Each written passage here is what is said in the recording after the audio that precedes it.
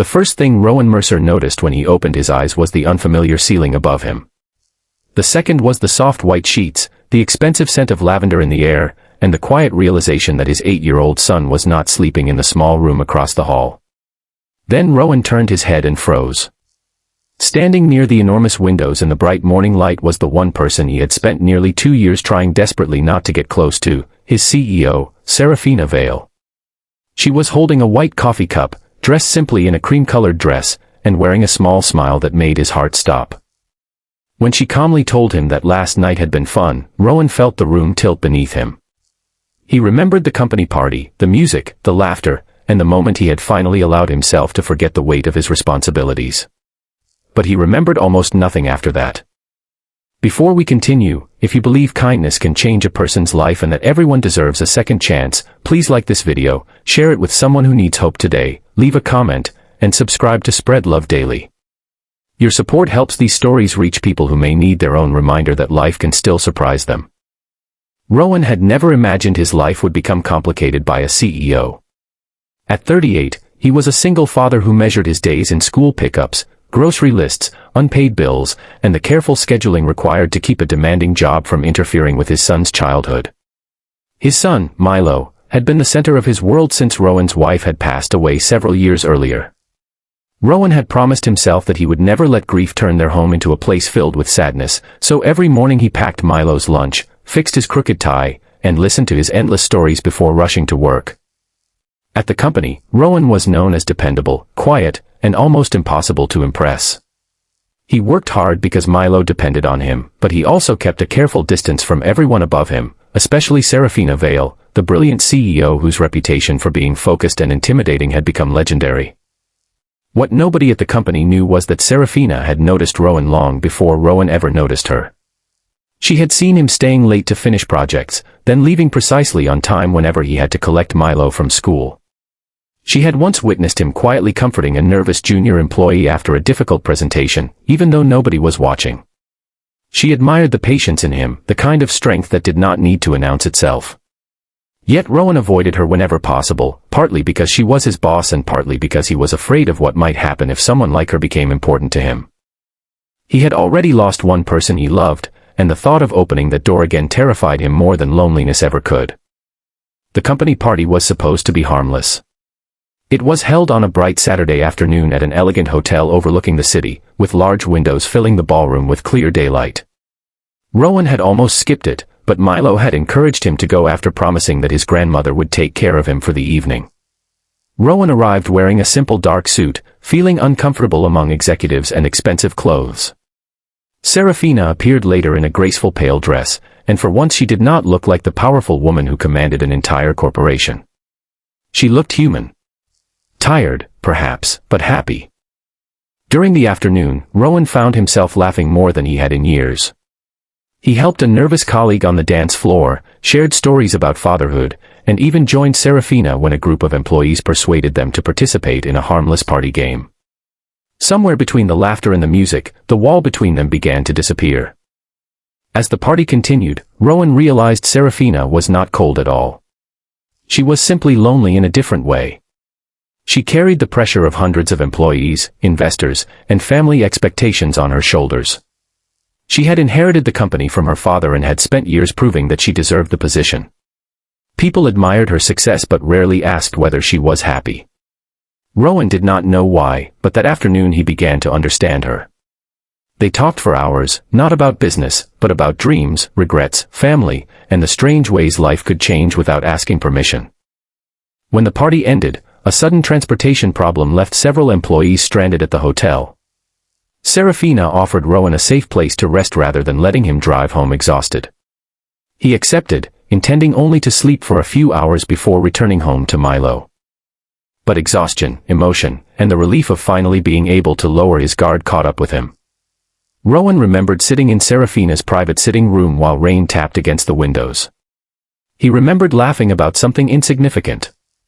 He remembered telling her that he sometimes felt guilty for wanting a life beyond being a father because Milo deserved all of him. He remembered Serafina telling him, in her own quiet way, that loving his son did not mean he had to stop being a man with dreams of his own. Then his memories became blurred. Now, in the bright morning, Rowan sat up slowly and looked around. His jacket was folded neatly over a chair. His shoes were beside the bed. There was no sign that anything improper had happened. Serafina remained near the window, and the sunlight revealed something he had never seen on her face before: nervousness. She explained that he had fallen asleep in the sitting room, but during the night he had developed a fever from exhaustion. She had moved him to the guest bedroom because it was warmer and more comfortable.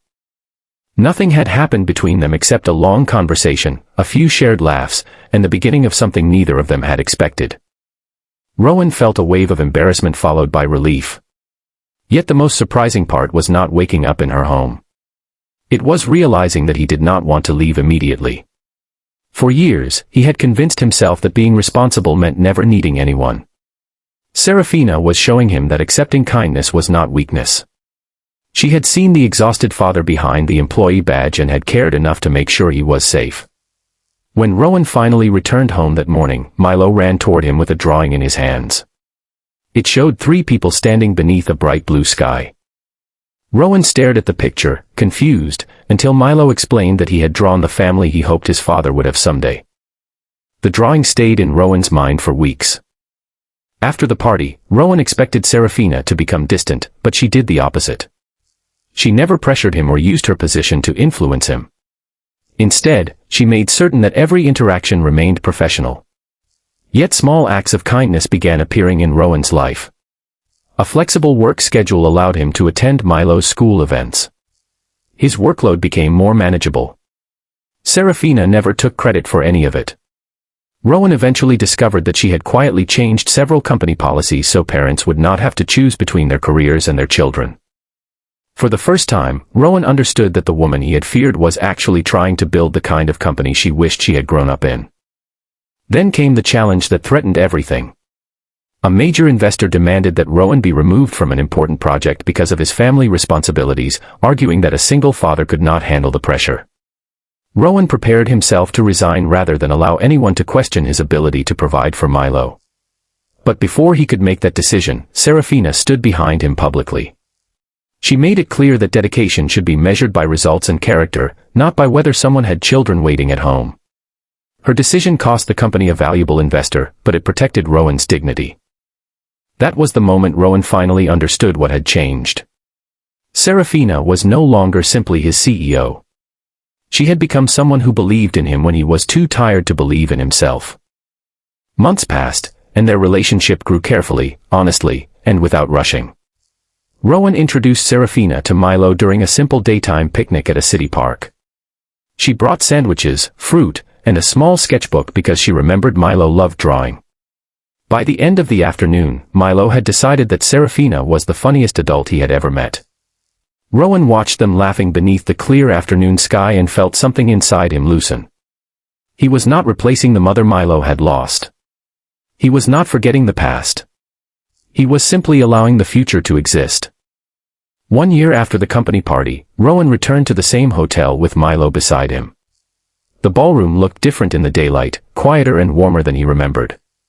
Serafina stood near the windows, smiling as Milo ran toward her with another drawing.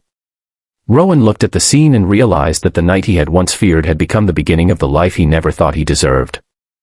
Sometimes life does not give us love when we are searching for it. Sometimes it gives us kindness first, then trust, then healing, and only after we have learned to open our hearts does love quietly walk through the door. Rowan had entered that hotel believing he was simply a tired single father attending a company party. He left the experience understanding that being strong did not mean carrying everything alone. And if this story touched your heart, please take a moment to like the video, share it with someone who believes that second chances are real, and subscribe to spread love daily. Your simple engagement may help this story reach another person who needs to hear that their life is not finished just because their past was painful. Before we end, I have one special request. Comment, "I believe in second chances," if you believe that kindness can find us even when we have stopped looking for it. Because sometimes the most beautiful chapter of someone's life begins on an ordinary day, in an unexpected place, with a person they never expected to trust. And sometimes, the heart does not need a perfect beginning. It only needs one person willing to stay, one person willing to understand, and one second chance brave enough to become a new beginning.